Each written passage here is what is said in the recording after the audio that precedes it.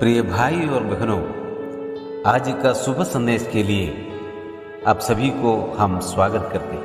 देने को मुझे जीवन, खुद मौत सही उसने, खुद मौत सही उसने। क्या खूब है कुर्बानी, क्या प्यार अनोखा है, क्या प्यार अनोखा है। जो क्रूस पे कुर्बान है, वो मेरा मसीहा है। हर ज़ख्म जो उसका है, वो मेरे गुनाह का है, वो मेरे गुनाह का है, वो मेरे गुनाह का है। आज का संदेश ब्रदर जेम्स नायर सूरत से बांटा जाएंगे। प्रार्थना के साथ सुनिए। शुभ संदेश के सभी श्रोतागण को हमारे प्रभु यीशु मसीह के नाम में नमस्कार। आज के मनन के लिए आइए हम यूहन्ना उसके 13वें अध्याय पहला कलम। फसह के पर्व से पहले जब यीशु ने जान लिया कि मेरी वह घड़ी आ पहुंची है कि जगत छोड़कर पिता के पास जाऊं, तो अपने लोगों से जो जगत में थे जैसा प्रेम वो रखता था, अंत तक वैसा ही प्रेम रखता रहा। यीशु मसीह के क्रूस पर चढ़ाए जाने से पहले अपने चेलों के साथ उन्होंने कुछ समय बिताया और उनको सांत्वना के कुछ बातें बताई। उनके मृत्यु के पश्चात, उनके पुनरुत्थान के पश्चात पवित्र आत्मा जो उनको सहायता करेंगे और मसीह और चेलों के बीच में जो संबंध है, मसीही जीवन जो प्रभु यीशु मसीह के साथ जो संबंध है और उसमें उसके वचन में बने रहने की इन सारी बातों को लेकर यूहन्ना 14, 15 और 16वें अध्याय में हम देखते हैं और 17वें अध्याय में हम देखते हैं कि वो इन चेलों के लिए एक मध्यस्थ प्रार्थना अपने पिता से करते हैं। लेकिन इन सांत्वना के शब्द बताने से पहले इस 13वें अध्याय को जब हम पढ़ते हैं, उसके शुरुआत के कलम में हमने इस प्रकार पढ़ा कि जब वो घड़ी आ पहुंची। एक ऐसी घड़ी जिसके लिए वो उस जगत में आया था, ऐसी एक घड़ी जो बहुत ही वेदनाजनक घड़ी थी, ऐसी एक घड़ी जो नरक के कठोरता से भी अधिक कठोर एक घड़ी को हम समझ सकते हैं, क्योंकि ऐसे एक अटूट संबंध जो मसीह का था अपने स्वर्गीय पिता के साथ, वो संबंध भी कुछ समय के लिए छूट गया, ऐसे हम समझ सकते हैं। अपने प्रेमी पुत्र की ओर से पिता ने मुंह फेर लिया, ऐसी एक घड़ी के विषय में हम समझ सकते हैं। कलवरी के क्रूस पर क्रूर सिपाहियों ने और उस रोमी सरकार ने कैसे उसको चढ़ाया, कैसे उस पर ताड़ना दी, कैसे उसकी निंदा की, इन सभी बातों को जब हम देखते हैं, ये घड़ी बहुत ही वेदनाजनक घड़ी थी।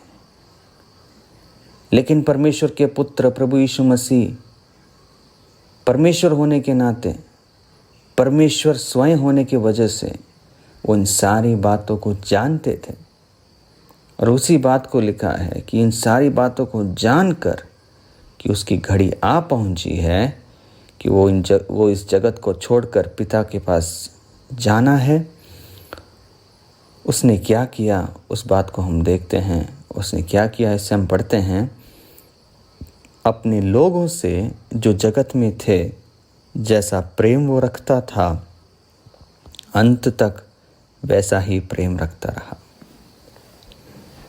प्रेम दिखाने के लिए, प्रेम क्या है इसका मतलब समझाने के लिए और स्वयं प्रेम का एक निशान बनकर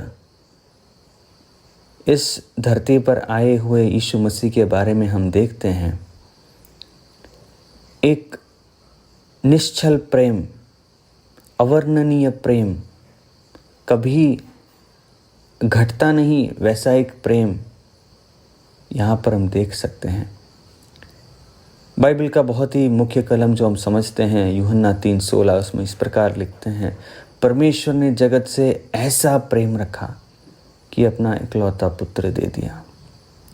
परमेश्वर ने जगत से ऐसा प्रेम रखा कि अपना पुत्र दे दिया। और हम पुत्र के बारे में अभी ऐसे पढ़ते हैं कि उसने अपने लोगों को अंत तक प्रेम किया। और वो कब प्रेम किया और कैसे प्रेम किया? जब ये जानकर कि उसकी घड़ी आ पहुंची है, क्रूस पर जाने का वक्त आ चुका है। एक ऐसा प्रेम जो एक तरफी प्रेम है, क्योंकि अभी कुछ ही समय में ये जो लोग जिनके विषय में हम पढ़ते हैं कि वो अपने लोग, जैसे मसीह बताते हैं अपने लोग, ऐसे अपने लोग जो अपना करके कहने वाले लोग उसको छोड़कर जाने वाले, उसके एकदम अगले कलम में इस प्रकार हम पढ़ते हैं कि शैतान शमौन के पुत्र यहूदा इस्करियोत के मन में यह डाल चुका था कि उससे पकड़वाएं। ये है उनके करीबी लोग, ये हैं उनके अपने लोग जिनसे वो अंत तक प्रेम किया। ये अंत क्या है प्रियो? ऐसा एक प्रेम मनुष्य कभी सोच भी नहीं सकता। हम सब जानते हैं विवाह के समय, विवाह समारोह में हम देखते हैं एक पति पत्नी आपस में जो वायदा करते हैं, एक नियम बांधते हैं, एक संबंध को वो शुरू करते हैं प्रेम के साथ। परंतु हम समझते हैं ये प्रेम कुछ दिनों के बाद कम हो जाती है। कोई भी प्रेम इस संसार में स्थिर नहीं है, स्थायी नहीं है। लेकिन ऐसा एक प्रेम यहाँ पर हम पढ़ते हैं अंत तक। ये जगत के अंत नहीं, ये अंत तक है। आदि और अंत हम जानते हैं ये मसीह है, और ये अंत के बारे में हम सोच भी नहीं सकते हैं। ये अनादिकाल से लेकर अनंत काल का अंत है ये, क्योंकि उसने हमें कुछ दिनों के लिए, चंद दिनों के लिए नहीं प्रेम किया है प्रियो। हमें चंद दिनों के लिए नहीं बचाया है, अनंत काल के लिए बचाया है। और यहाँ पर एक पर्व के विषय में लिखा है, फसह का पर्व। यहूदियों के लिए बहुत ही महत्वपूर्ण पर्व है ये, क्योंकि उनका एक बड़ा छुटकारा इस पर्व से उनको याद दिलाते हैं। मिस्र से उनको जो छुटकारा प्राप्त हुई, एक मेमने के बलिदान के वजह से, उसका खून के वजह से उनके पहलौठे बच गए।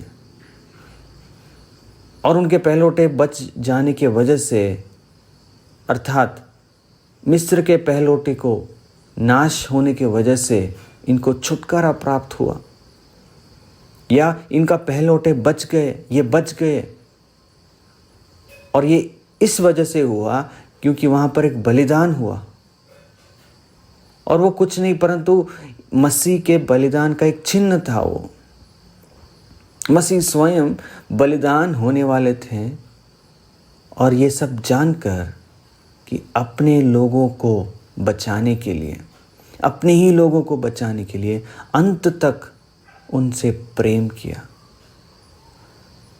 पिता परमेश्वर ने जगत से ऐसा प्रेम किया, अपना पुत्र दे दिया, और पुत्र ने अपने लोगों को अंत तक अंत तक प्रेम किया।